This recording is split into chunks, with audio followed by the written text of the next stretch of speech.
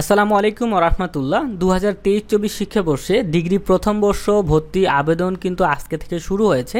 তো অনেকেই প্রশ্ন করতেছেন যে আবেদন করতে কি কি লাগবে। তো আজকের ভিডিওতে কিন্তু আপনাদেরকে আমরা এটাই বলবো, ঠিক আছে। তো অবশ্যই এই ভিডিওতে লাইক করবেন এবং চ্যানেলটি সাবস্ক্রাইব করতে ভুলবেন না। তো সর্বপ্রথম দেখেন আবেদন করতে কি কি লাগবে। তো আবেদন করতে অবশ্যই আপনার হচ্ছে এসএসসি ও এইচএসসি পরীক্ষায় পাশ করতে হবে, তাহলে আপনি আবেদন করতে পারবেন।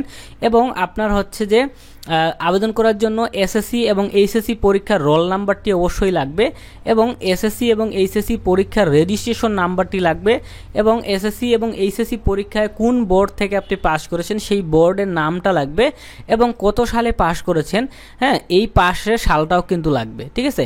এবং সঙ্গে একটি মোবাইল নাম্বার লাগবে। এই মোবাইল নাম্বারটা হতে পারে স্টুডেন্ট আপনার নিজের কিংবা আপনার অভিভাবকের, যে কারো একটা মোবাইল নাম্বার হলেই হলো, তবে এই মোবাইল নাম্বারটি অবশ্যই নিজের হইতে হবে, ঠিক আছে। স্টুডেন্টের হলে ভালো হয়। তারপরে অবশ্যই আপনাদের একটি ইমেইল লাগবে। ইমেইল ঠিকানা যদি না থাকে তাহলে একটি ইমেইল খুলে নেবেন, তবুও দোকানদারের ইমেইল কিন্তু দিবেন না, ঠিক আছে। ইমেইল অ্যাড্রেসটা লাগবে, এবং যে কলেজে চয়েস দিতে চাও সেই কলেজের নাম লাগবে। সো তোমরা অনেকেই জানো যে হচ্ছে প্রথমে যখন আবেদন যখন প্রাথমিক আবেদন করবা তখন কিন্তু একটি কলেজে চয়েস করতে হয়।